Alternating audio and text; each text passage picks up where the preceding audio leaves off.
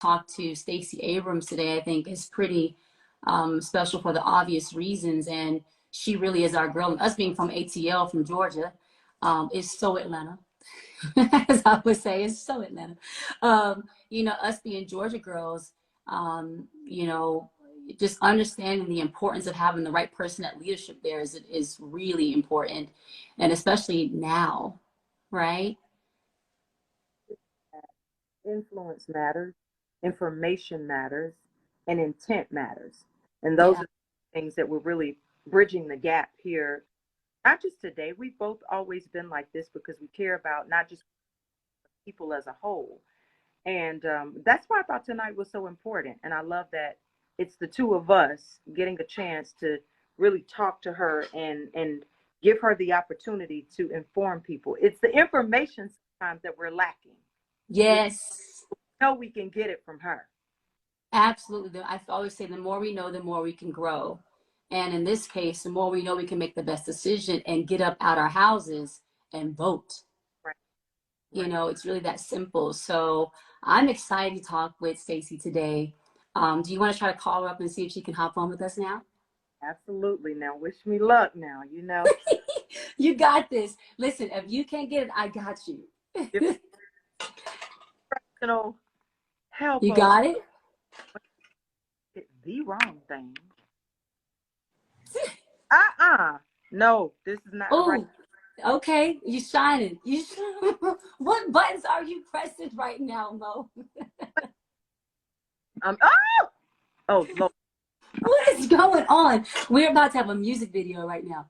Okay, so wait, let me see. Mo, what are you pressing?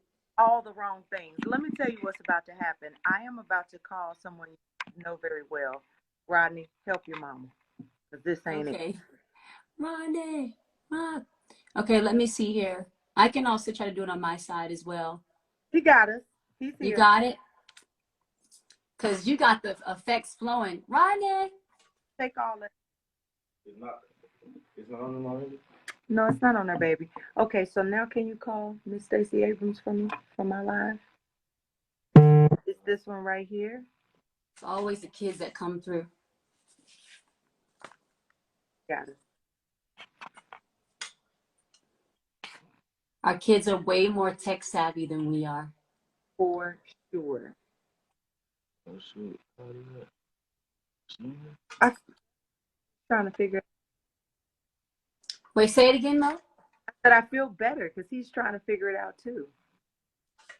I can also press the invite on my side if for some reason somebody says, somebody help Auntie Monica, please. Hold on. Okay, let me see. You want to do it? Yeah, I got it. You got it? Hold up. I can invite her now. You want me to do it? Let me see. In this room. Okay. Oh, wait. I think I got it. Perfect. Or you got it? You do it?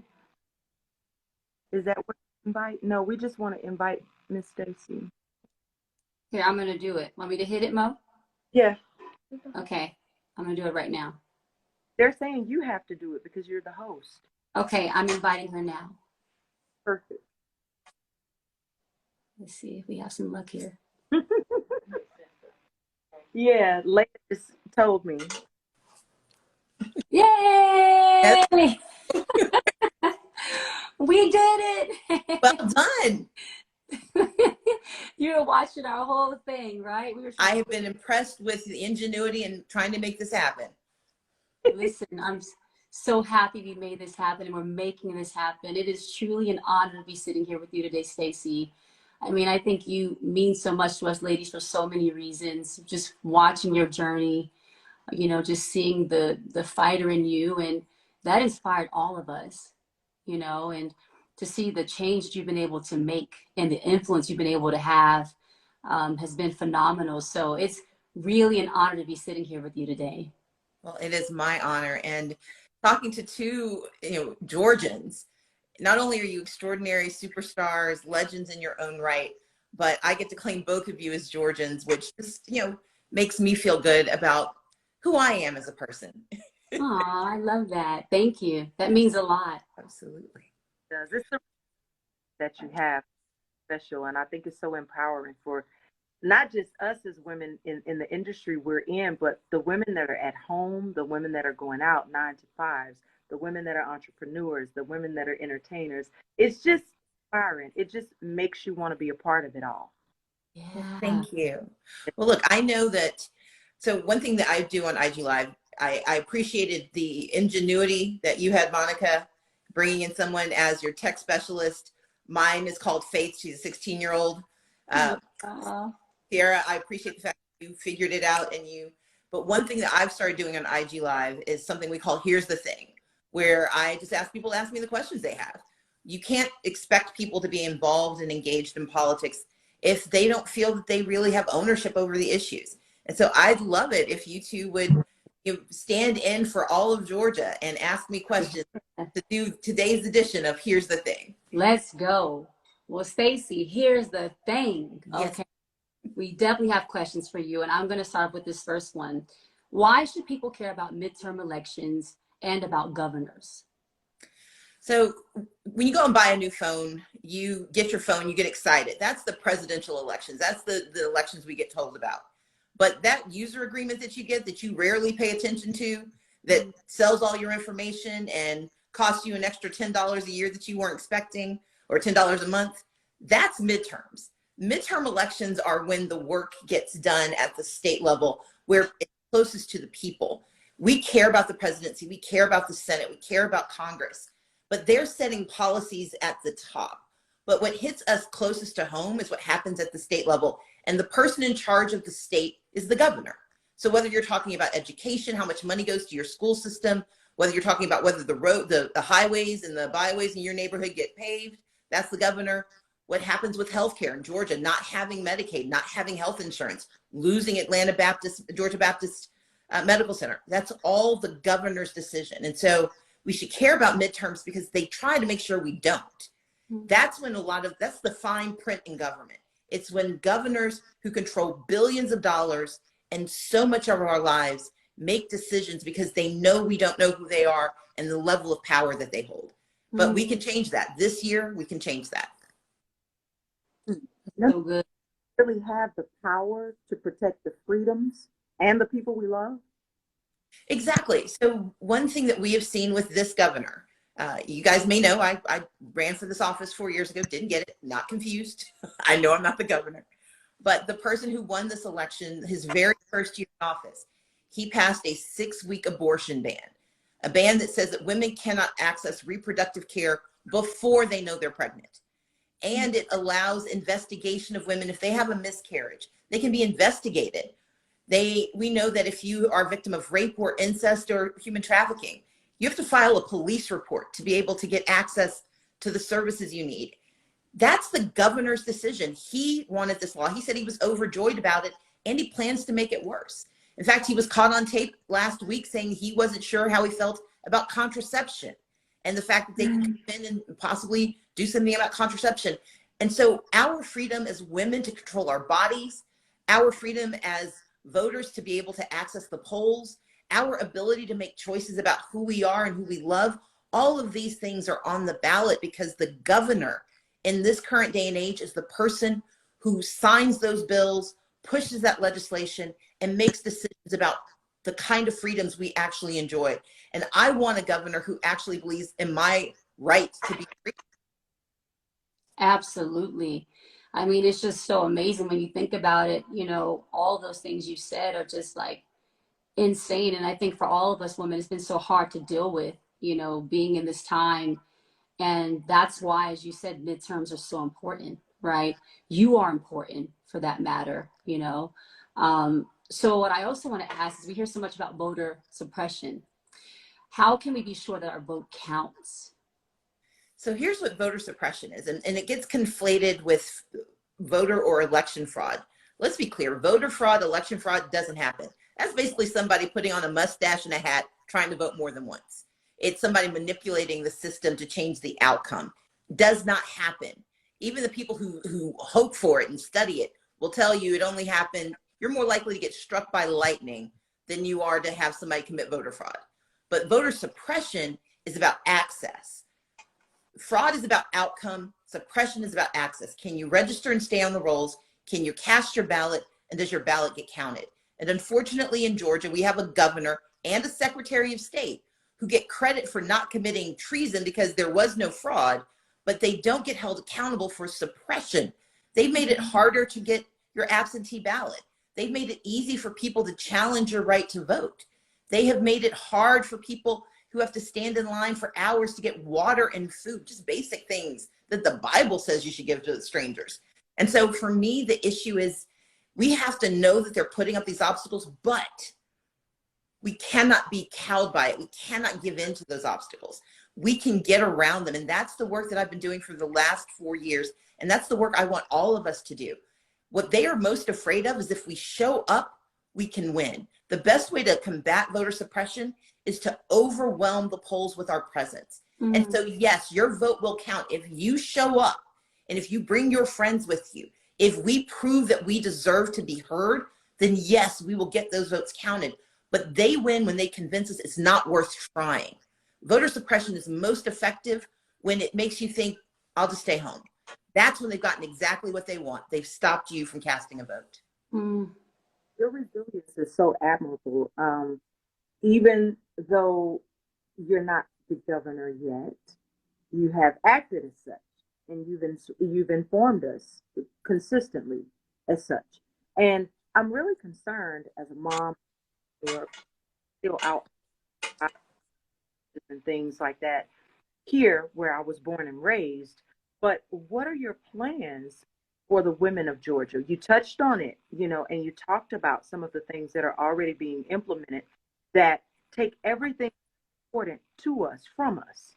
What are your plans for the women of Georgia? So today is Black Women's Equal Pay Day. And what that means is that it took until today for Black women to earn what white men have already earned. That's how much longer we have to work because of the pay disparity. That it should be offensive to everyone, male or female, regardless of race. If you were doing the same work, you deserve the same pay. So part of what I want for women is equity. I want us to have equal access, not only to pay if we work for someone, I want us to have equal access to contracts if we work for ourselves. I want women to be able to access capital. We have so many small businesses. In fact, I was just down in Stonecrest at New Black Wall Street, and 90% of the business owners are Black women. But I know that across the state, we need women writ large, Black women in particular, to be able to own the means of production, to own their own businesses, to be able to hire their community members, to take care of their families. And I'm the only candidate who has a plan to actually get access to capital to women-owned businesses, to make sure they get the contracts they need. But let's start a step further. We've got to make sure that we get the education we need. That's why I want to create an entrepreneur's learner's permit, meaning that instead of having to, fail and succeed to get to what you want, let's have somebody help us. We do this for big companies. They get all the help they need. Why not do it for small businesses? And let's make sure that if you want to go to school, you can go to technical college for free, and you can get need-based aid to go to college. Because for so many of our women, it's getting that education that opens all of the doors. And then fundamentally for me, it's about healthcare. We know that we make choices based on how we feel and the debt that we carry. And healthcare debt crippling. My opponent doesn't care. He's refused more than $15 billion that could have helped people pay their bills, could have helped people pay for insurance, and could have helped the rest of us not pay their bills for them. I want to expand Medicaid, and that particularly helps women because 1 in every 5 women in Georgia does not have health insurance. We can change that. Plus, I'm going to restore women's right to choose and get rid of the grotesque bill that he signed that bans abortion in the state of Georgia. Mm. I mean, Stacey, you said a lot there. You know what I thought about when you were talking is, there's a saying that behind every great man, there is a great woman. And, that it is time for us to, it's time for equity. It's been long overdue. And, it's amazing to hear you talk about that and hear you're passionate about that, because we need someone like you that believes in that understands that gets that. And that if you were in office, we know that you can be a part of making that change, because it really is time. Like when you start off by talking about, like, it would take 9 months for us to catch up with where the man started the year before. and to make the same amount. Like, that doesn't even make any sense. Like, why? You know, I always say you're never limited by the color of your skin nor your gender. And that's how I think. But the reality is that that is not really true in theory, you know. So, and, you know, you touched on it. I guess I can say what I mean about that is just my way of how I think. Like, I'm always like, I'm going to think beyond what they say I can't do, you know. So that's my mentality. But the reality is that a lot of us are still held back by the systems that are there. And you touched on a little bit as far as education goes. And education, I would say, I know it's important for both Monica and I. We talk about it with our kids going to school. You know, in our household, Russell and I were big on education with our Why Not You Foundation and empowering the youth to lead with the Why Not You attitude. Like, we're all about that. What more can you share on your plans for education? Well, let's start with what you said. You do not allow yourself to be limited by the stereotypes and the soft bigotry that exists in the world about what people see or think they see. That's about holding ambition. And we should all hold that ambition. I'm standing for an office that no Black woman in American history has ever successfully achieved. But I didn't decide not to run because I don't look like anyone who's gotten the job. For me, that's just another reason to try hard. But to your point, there are obstacles that are real, and you can't defeat obstacles if you ignore their existence. And so I think it's absolutely true that your mentality should always be, I deserve, I can do, that's my right. But then we need a good government that helps you understand how to navigate either the obstacles that are created, or they need to move those obstacles out of the way if they're the ones who created it. And so when it comes to education, that's a perfect place to start. I'm the product of public schools. I graduated from DeKalb County Public Schools. And I think both of you went to school systems that beat my team when they played. But what that meant for me was that I had teachers who invested in me and poured into me. When I became valedictorian, they were the ones who celebrated me and said, here, go on to the best college you can go to. Don't limit your ambitions because of what you see around you. Imagine what you can be. And that's why it is so important to me that we pay our teachers a living wage. Right now, teachers in Georgia make less as a starting salary than teachers in Mississippi. I want to increase our starting salary to $50,000. I want to increase all educator salaries by $11,000. And on top of that, I want to make sure that our education support personnel, our school bus drivers, our cafeteria workers, our paraprofessionals, our counselors, that they're all also getting pay raises because they are doing God's work. But that means that we've got to invest. And right now, Georgia has $5 billion extra dollars. After we paid every bill, after we put money in our piggy bank, we've got $5 billion. And my opponent doesn't want to spend that money. He doesn't think that teachers deserve another raise. I do. And that's one of the reasons we need a new governor, because we need to invest in our teachers. But we also have to invest in our students. They need mental health care. And right now they can't get it because we won't expand Medicaid. Medicaid not only gives insurance to poor people, it helps communities get access to doctors and nurses and therapists and counselors, because when someone has insurance, they can afford to get the support they need. That's why I want to expand Medicaid. And the thing is, we can do all of the things I want to do without raising taxes at all. We don't have to have new taxes. We just have to have good leadership. But I think the most important piece, I believe in public education. I don't think that we have enough money pouring into the system, not just for money's sake, but because we know it's harder and more expensive if a child lives in an extended stay hotel for her to catch up the next day. If you live in a rural community and you don't have the internet, that costs more. If you go to a school that doesn't offer AP courses, that means you're limited in your access. And so it's not just about adding more numbers to what we pour into schools. It's about making sure we're investing in our children, because that's our job. And I think that's what Ciara, both you and Monica are such perfect examples of. If we pour into our children, the return on investment is extraordinary. And look, I don't have kids myself, but I've got a borrowed 16-year-old who lives with me. And her name is Faith, and she's the most amazing child, a teenager, sorry. But what I love about her and what I appreciate so much is watching her grow, watching her think about things in a new way. And the pride I feel, even though I had nothing to do with bringing her here, I'm so proud to have some small role to play in bringing her up. So sweet. Older, you recognize how much happens during their day at school. The teachers deserve so much more because they spend a majority of their day pouring into the people that we birthed and that we love and that we want to see become productive. And there's so much that I feel give them a sense of peace and encourage them to even do more. You know, back in the day, my godmother is my mother's fourth grade teacher. That relationship carries over into your adult life and who you become and what you believe you become. People don't understand that these are the people that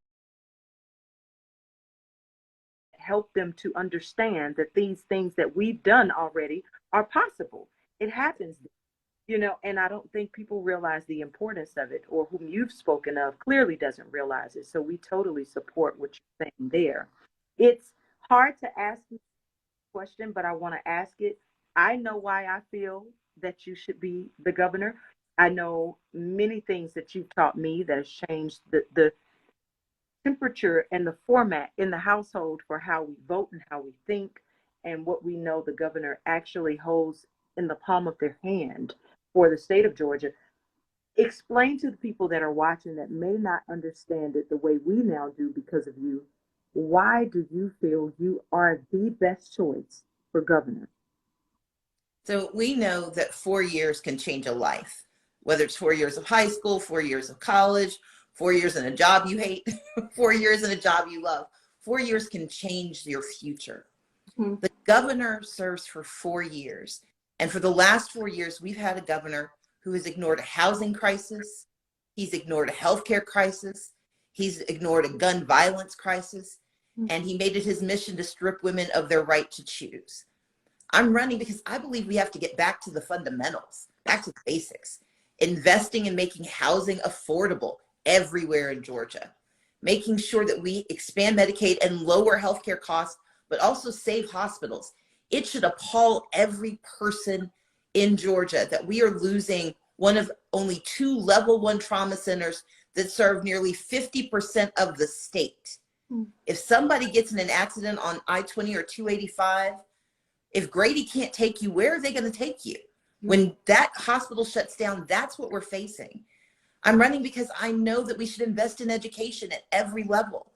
And because I know that people need to be able to make a good living, whether they work for themselves or someone else. And right now we have a governor who basically sells the state of Georgia to others by saying you can pay them low wages when you get here.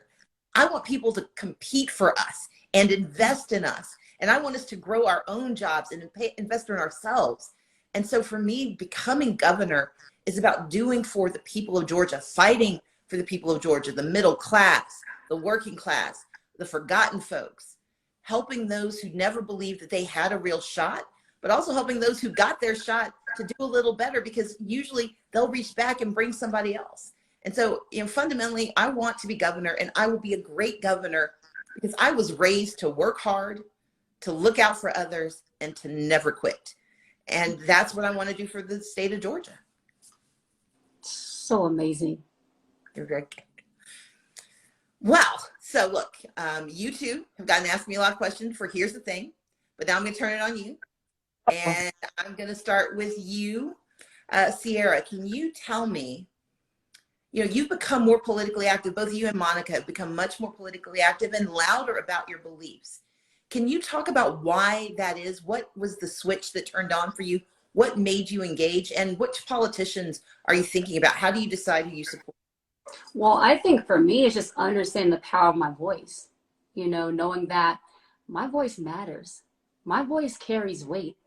And I say that because voting is where I can use that power, you know, and it's been a great feeling to have an experience when I've been a part of voting, and what I voted for, who I voted for was in office.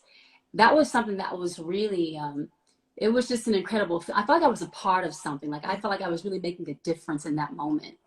I think that when you understand that that really can make a difference, you get up, you get out, you go vote, you use your voice. And as far as the politicians that I personally gravitate towards, I always look for the person that's thinking of, that's meeting me at my level, meeting us at our level as humans, right? Where is the compassion for humanity?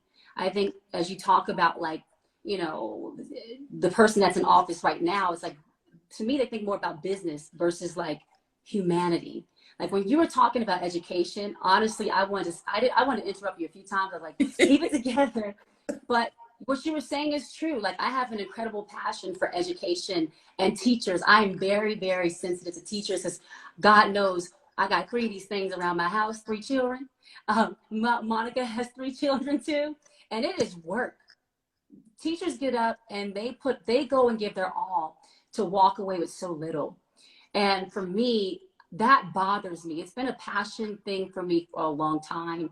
And I've been trying to figure out how to also get involved in that space more, because teachers deserve so much more. But to hear your passion about these things, right? To hear how you're thinking about the full picture, that can really change the history of things, change like the whole, like not just the history of things in general, but someone's family. When you talk about Medicaid and Medicare and wellness, like we have to be thinking about these things. So when I hear someone like you speak about those things, I get passionate. I'm like, whoever's watching right now, why wouldn't you want to get up, get out and vote and use your voice? This is a chance for us to be heard, you know? And so when I understand that, I get excited, you know, I jump all in.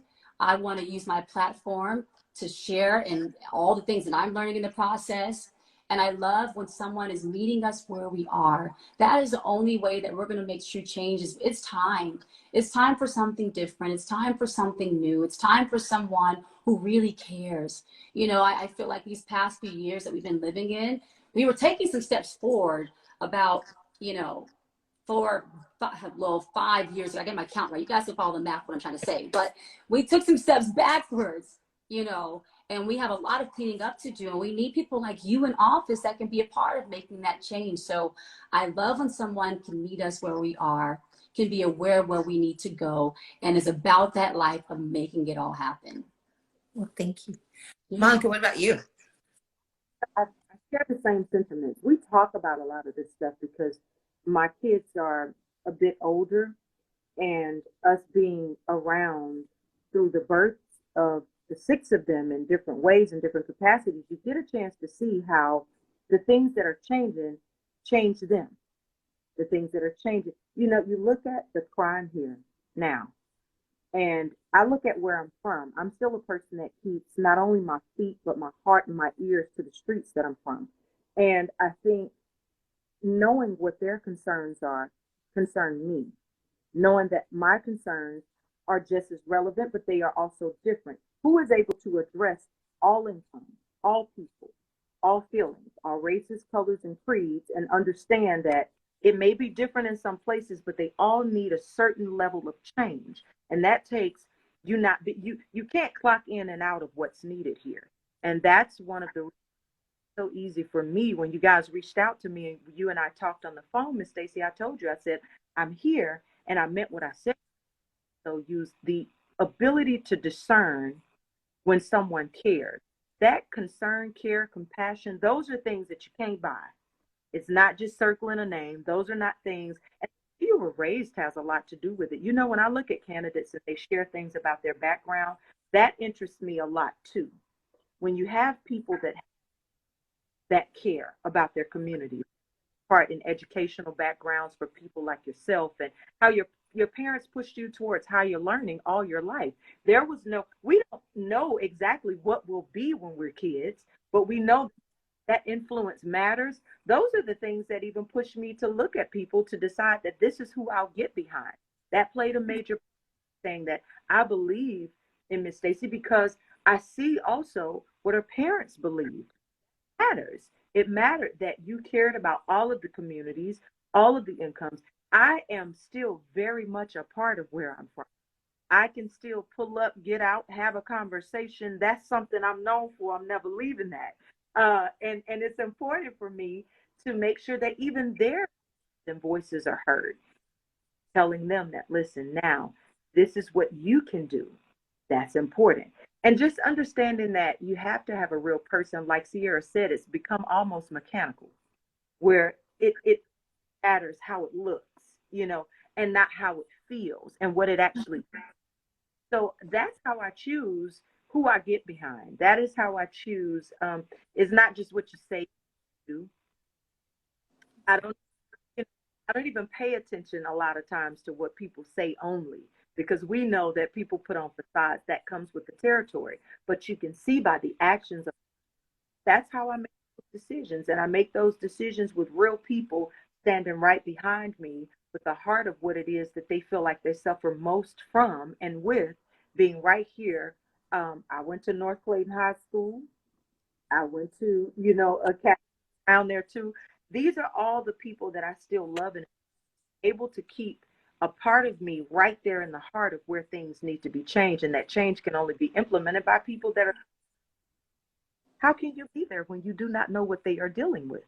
So I watch you all the gap, and right in the, it's like if you go to the places that the first thing they say is they don't know what we feel. They're not over here.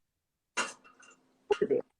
That you're over there. So when I look at people like yourself and other people that I voted for, I can't support you if you're not of the people, and you can't be of them if you're never, if you. So that's how I make my decision. Well, I just need you to not run against me this year. If you give me a moment, that's it. That's all I'm asking.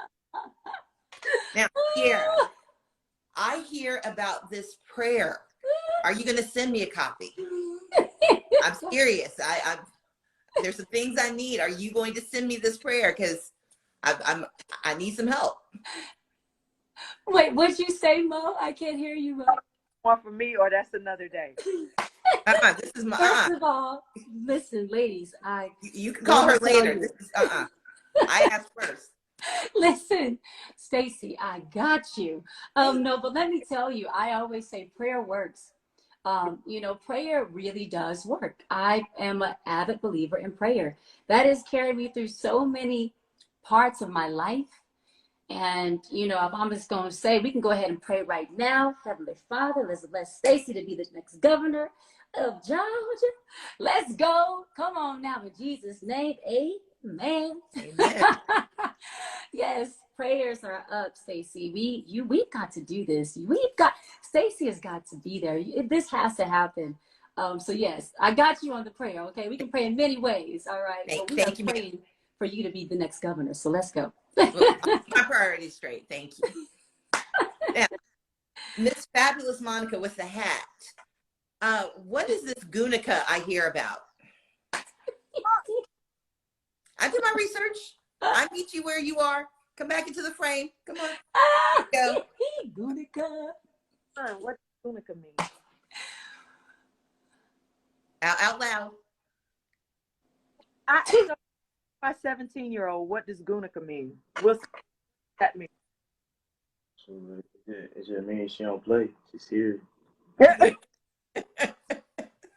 He said it means she don't play. It really, he's exactly right. So Gunica, it started off, believe it or not, as an insult. It was like they would call me Gunica, Glocka. It's supposed to have been an insult, but I was never insulted because I knew that it came from, I don't play about my family, my business, my integrity, the people I love.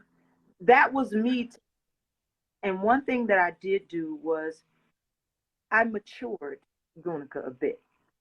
Less of the pop off and more of what I stand for and how I stand for them is important. A part of what I want my legacy to be is authenticity, genuineness, the ability to still touch the people and never think I'm above anything, because we're all just everyday people.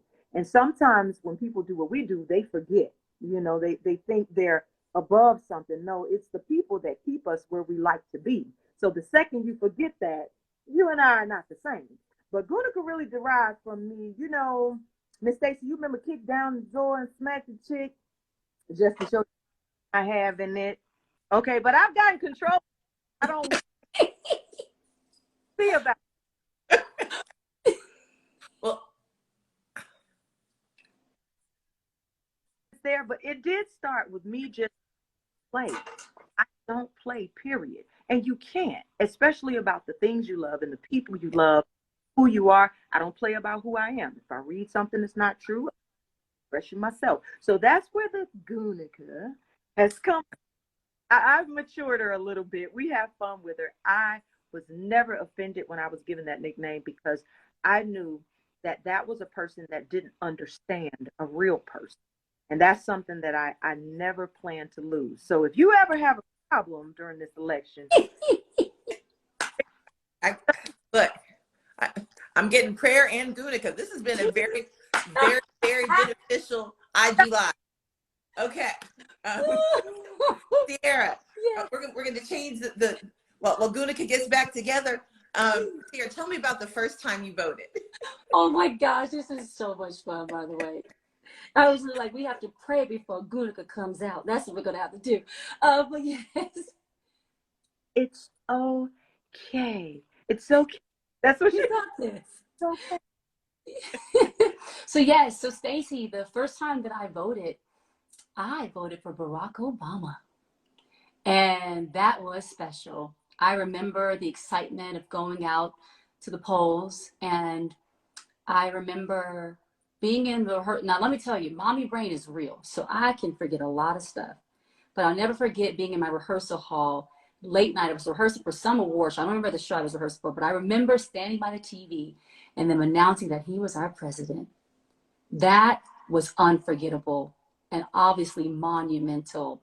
And that was a great moment, an example where I felt like my voice was heard. Like I was a part of that.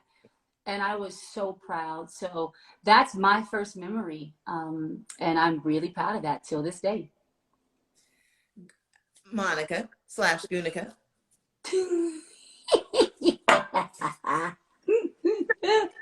Which door did you kick down the first time you voted? Oh, let me think. Well, the first time I voted was a long time ago. Melinda, let me think.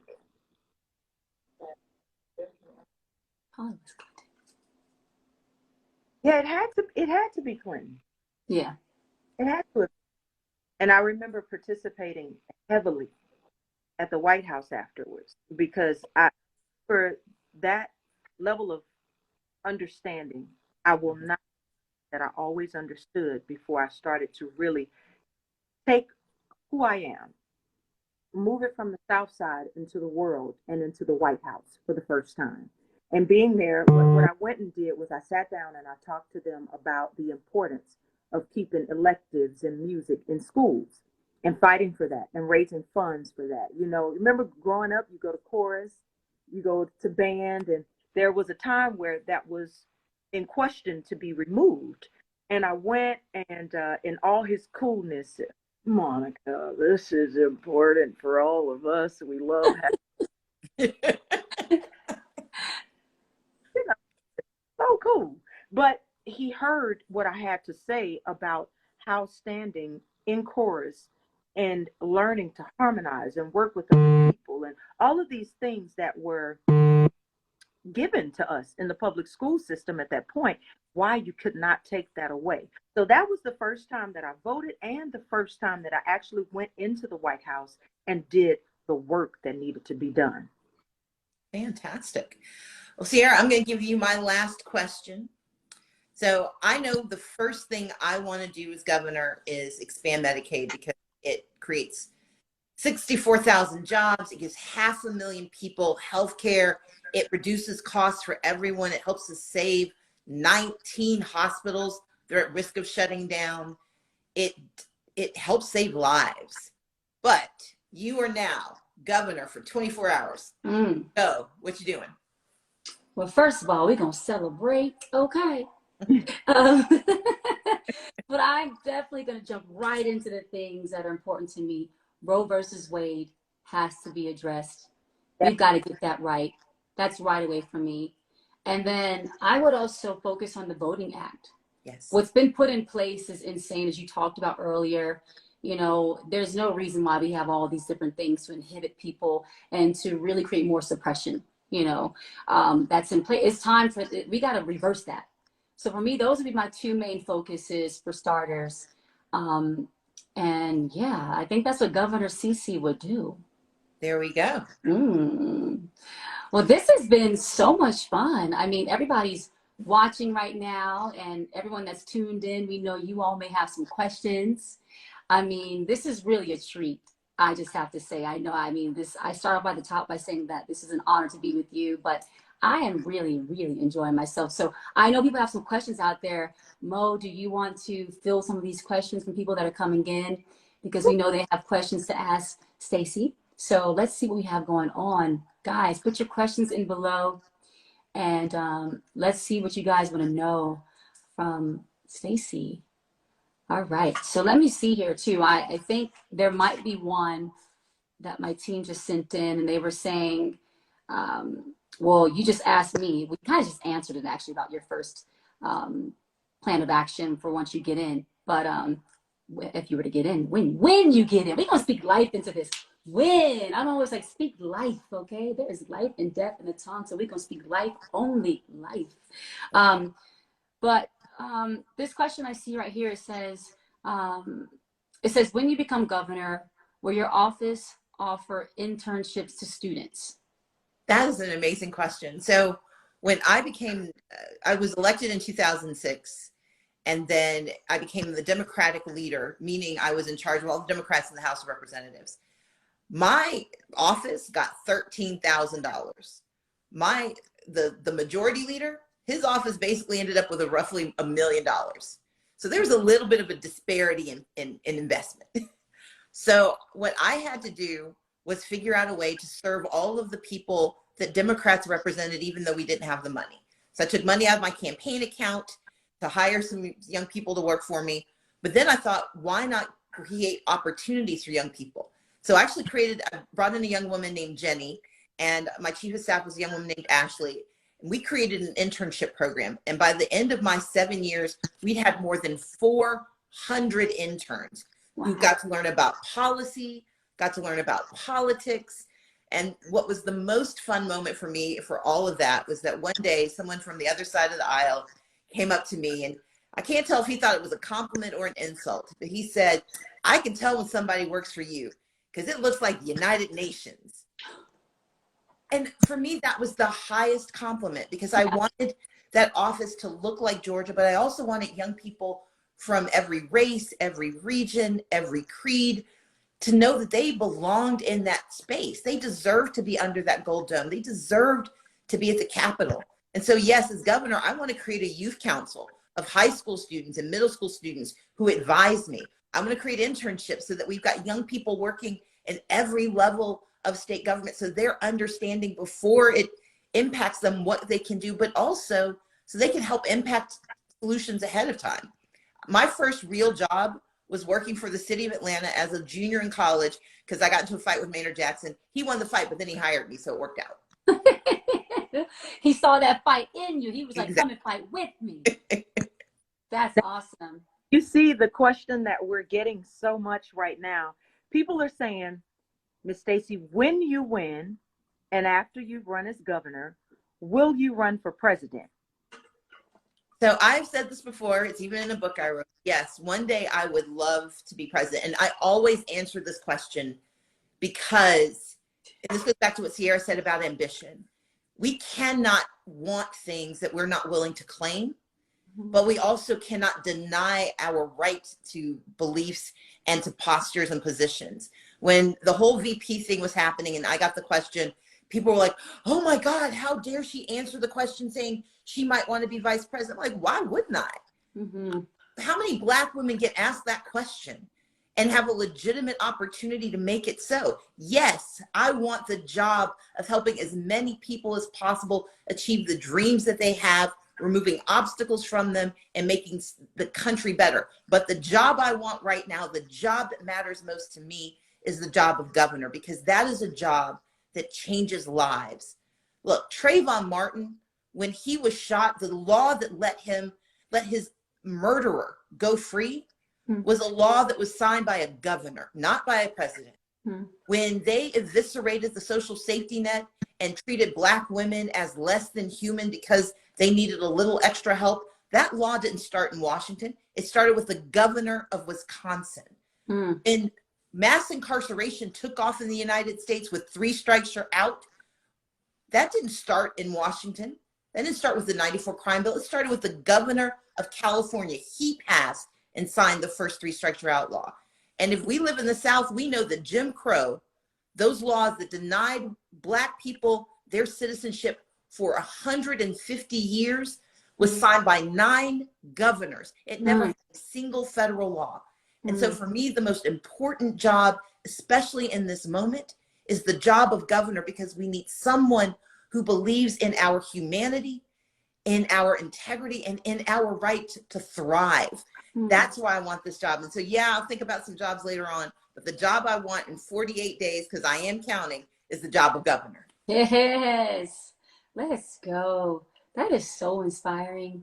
Your fearlessness is, I mean, this is how we have to think. We have to think this way as women. We have to believe in like what we want to do, who we want to become. Why not us? Why not her? I mean, I hope that everyone that's watching, especially the ladies, are getting a dose of major inspiration right now. Ladies, let's go. This is amazing. Okay, so then let's see if we got some more stuff here. Let's see. Okay. I think my team sent in something else too here to my phone. Okay. Oh, this is a good one. How will you help the ATL film industry thrive as a governor? So let's understand the film industry is not just Atlanta, it is the state of Georgia, but it is under attack by the current governor. We know that we lost Music Midtown. We lost Music Midtown because of his gun laws. Because when Georgia has the 9th highest gun violence rate, and it's the guns are the #1 killer of our children, instead of strengthening gun safety, he weakened gun laws.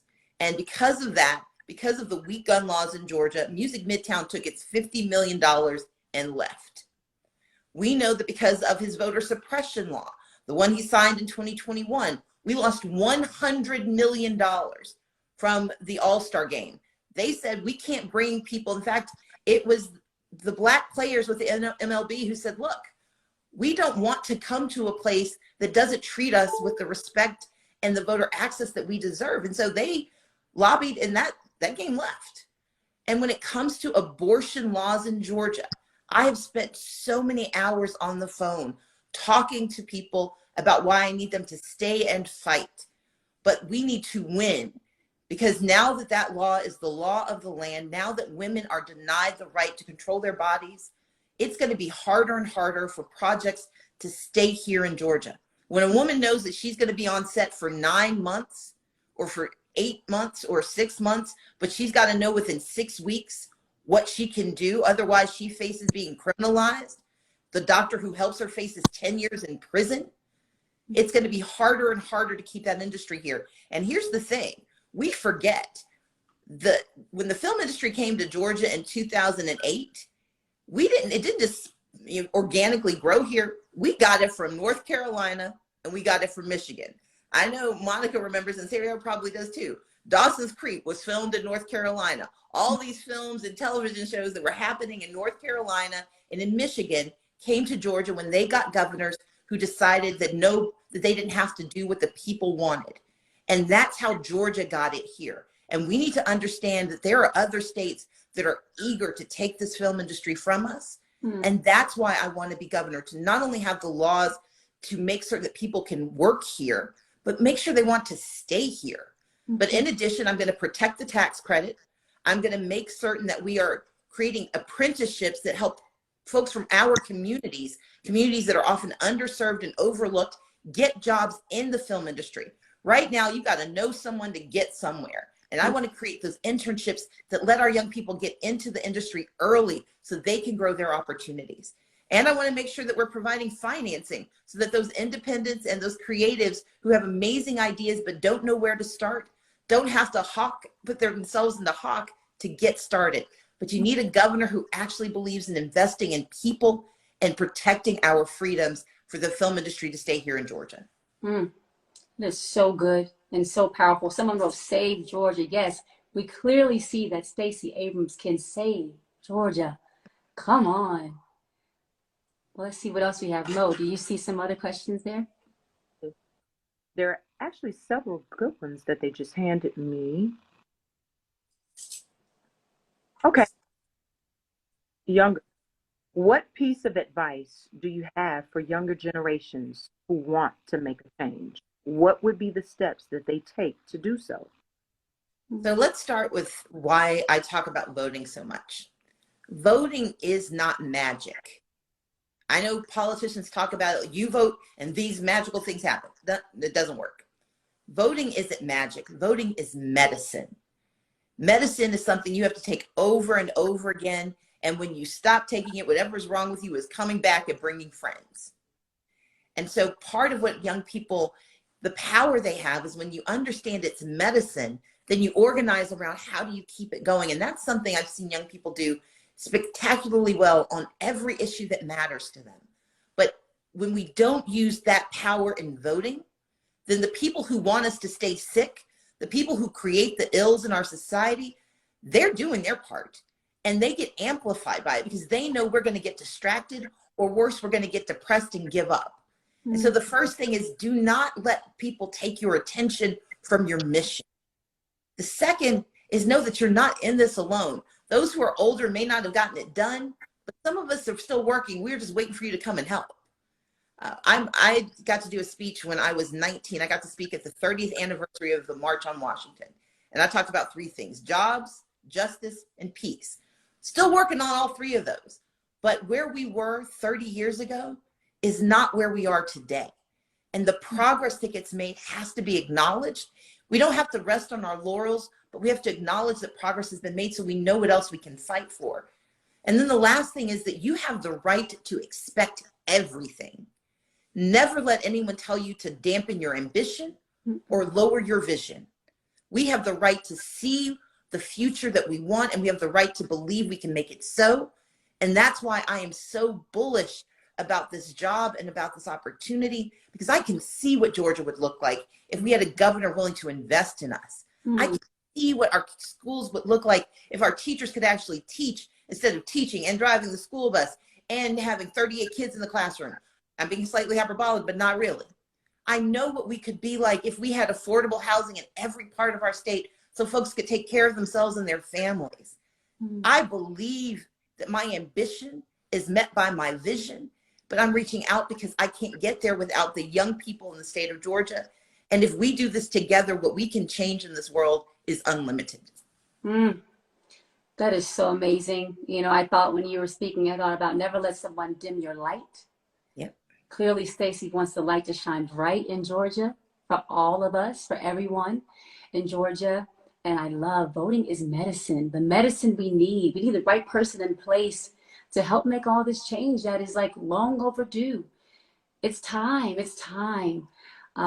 Maybe there's one more question out there from someone, and we can go quick here. Let's see, the team's in some more stuff. Let's see here. Okay, talk about the medicine. Okay, there's more questions. I'm trying to go to a quick one so everybody can have a little something before we go out. Okay, let's see here. Oh, this is actually a good one. Okay, so you, Stacey, you work with the homeless population. Yes. Can you tell us a little bit about that? So Georgia, unfortunately, has a fast-growing homelessness population, and it's comprised of people who are being pushed out because they can't afford rents. We have those who have mental health issues who can't afford supportive housing or get access. We have those who have substance abuse issues. We have a lot of people who are returning citizens. And because Georgia has such a large veteran population, we have a number of veterans who are homeless. I know that we need more inventory in our housing, but we also need to have more money put in place in local governments so they can invest in housing. And right now, the governor's not doing enough. He's sitting on nearly $500 million to keep people in their homes and won't spend the money.